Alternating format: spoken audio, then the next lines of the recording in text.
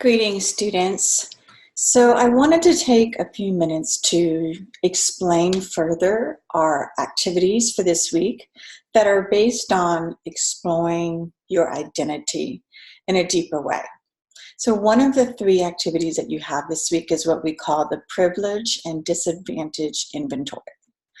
And the goal of this exercise is for you to honestly answer each of the questions and then to reflect on it or process your answers. If you look through some of these, you can tell that being a member of my family is lesbian, gay, or bisexual, and in the closet. So you would answer true or false to that question, right? I have attended private school or sleepaway summer camp. You would answer true or false.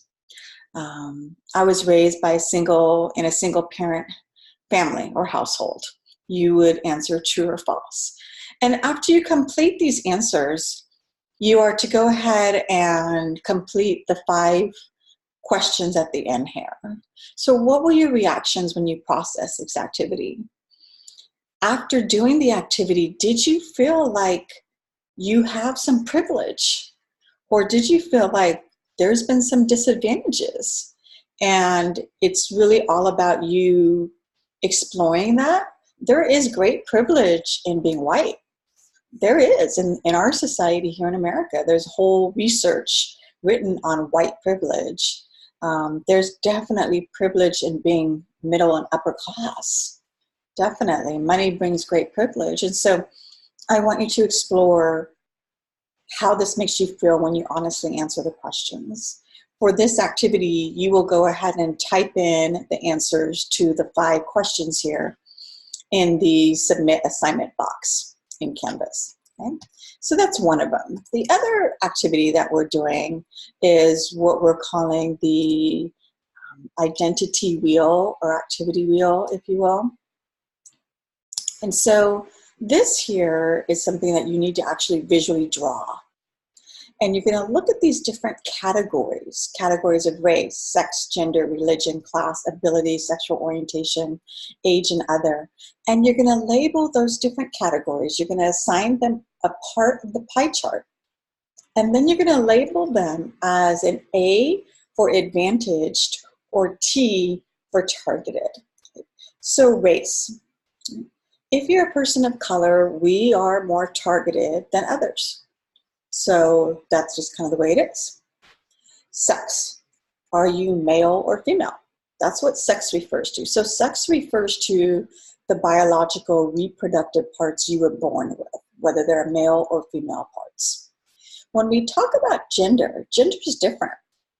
Gender means the social constructs or what society has deemed as being feminine and masculine. Right? So for instance, have you ever met a male who has very feminine traits or a female who has masculine traits? So that's gender. Gender is what society has said, oh, that looks very feminine to me, or that looks really, you're acting really butch for a girl, right? Those kinds of things, that's gender. It's different from sex because sex is just biology.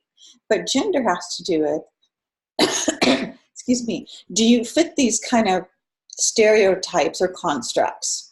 And if you are a heterosexual male who has more of a feminine gender tendency, then you may be more of a targeted group. Okay? Religion. If you are a Christian in America, you may be well accepted or advantaged. If you are Muslim in America, that's definitely a targeted group. That's a group that has some challenges. Our class. Your class means, are you rich or are you poor? Or are you in between? Your class has to do with whether or not you have a status or position in society. And so what is your class? And how big of a pie chart piece do you feel your class represents you and your identity? Ability. This really means, are you somebody who has what you feel to be complete functionality, Or are you somebody that has a challenge or disability? If you're somebody who is in a wheelchair or somebody who struggles with something physically, then that may be a target. Let's talk about, how about if you have what we call invisible disability? So maybe you have a mental health issue. And again, I'm a big believer in talking about mental health issues because I work in the healthcare field. So as much as I want to heal patients' physical bodies, I also want to make sure that their emotions and their mental health is in a good place too. They go hand in hand. So we need to talk about that. Do you deal with depression? If you deal with depression, it's something that may limit your ability to function 100%. If you deal with an eating disorder, these are all challenges in your abilities to function at 100%. So that's what ability means. Sexual orientation. Your sexual orientation has to do with, are you heterosexual? Are you homosexual? Are you bisexual? How do you identify your sexual orientation? When we talk about sexual orientation, we really mean, who do you have the hots for? Like, who turns you on? If you are a male, are you turned on by other males? Or are you turned on by other females? Or both? And that's your sexual orientation. Typically, if you label yourself as heterosexual, you are more of an advantaged group. You may not experience some of the discrimination and targeted practices that other groups will face. Age. Age is definitely something that is either advantaged or targeted. If you are 18, you're advantaged because we live in a Western US society that very much focuses on youth. Unlike other countries and other parts of the world, in Japan, it's a status symbol to grow old. You're treated very well as you age. Here in America, we're going to check you into the nearest nursing home as soon as we can, because aging is not really seen as a positive thing. It's seen as loss of ability. And so the older we get, myself at 53, that target, that advantage has turned into more of a target.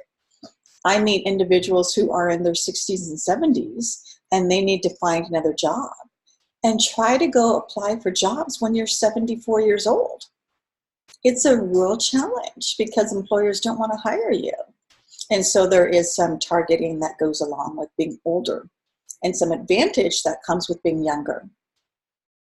And then any other things that you can think of that express your identity. Remember, the goal here is to get a picture that looks like the sample. So again, the sample is not ideal by any means. It's just a generic presentation of how somebody might view their identity. This activity requires you first, before you even kind of do it, to really focus on how you see yourself. So if I have this whole circle as a pie, how do I break it up? Do I feel that my ethnicity plays a huge role in my identity or not? Do I feel that whether or not I'm rich or poor plays a big part of that identity, right? My sexual orientation. So there's no right or wrong to this activity, just like there's no right or wrong to any of these activities. They are meant for you. They're meant for you to learn more about yourself. And once you make this pie chart for yourself, you might look at it and be shocked and go, wow, I never really thought that I cared that much about this part of my identity. Or I never thought that the way that others discriminate against this part of my identity bothered me so much, right? And so this is what you'll do. You'll create this pie chart according to the kind of generic definitions I gave you.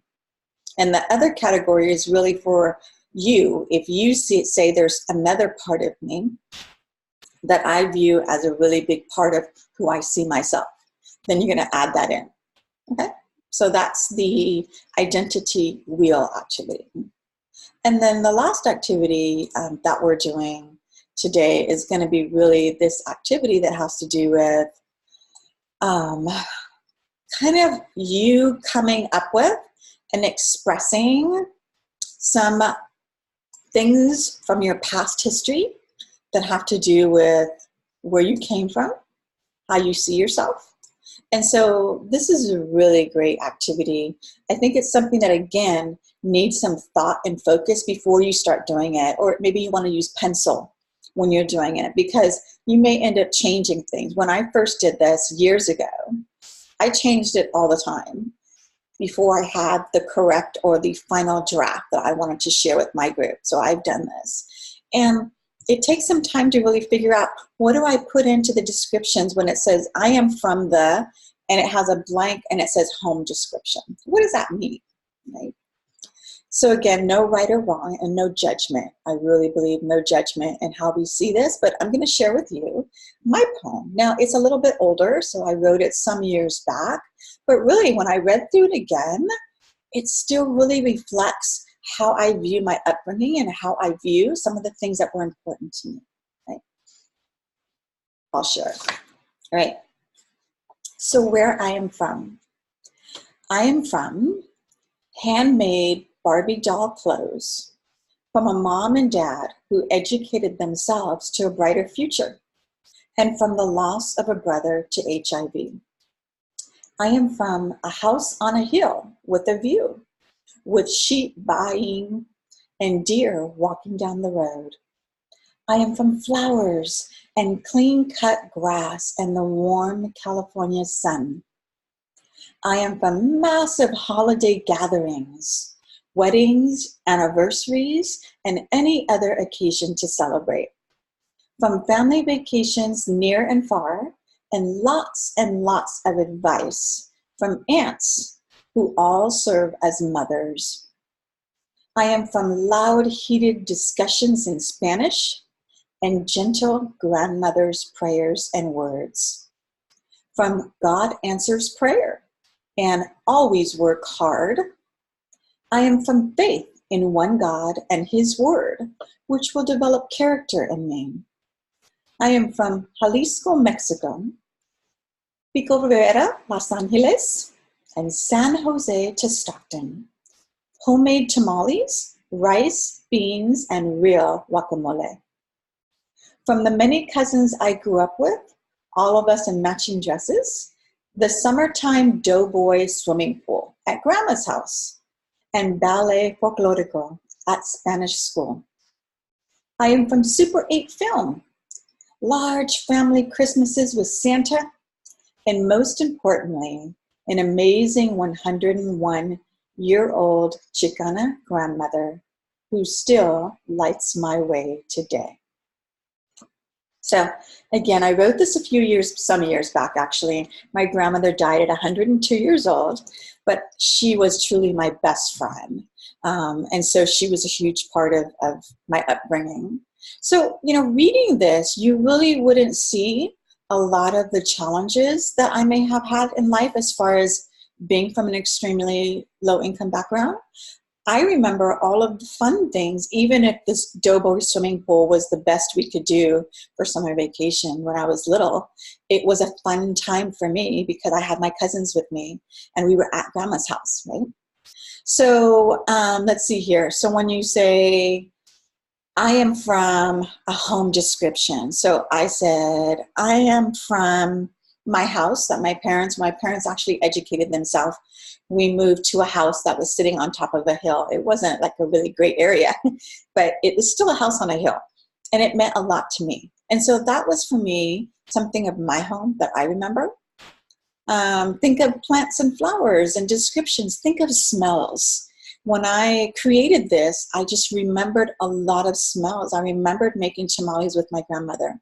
I remembered, the foods that we eat, the celebrations that we do. My family is very large, and we love to get together for any reason at all to celebrate.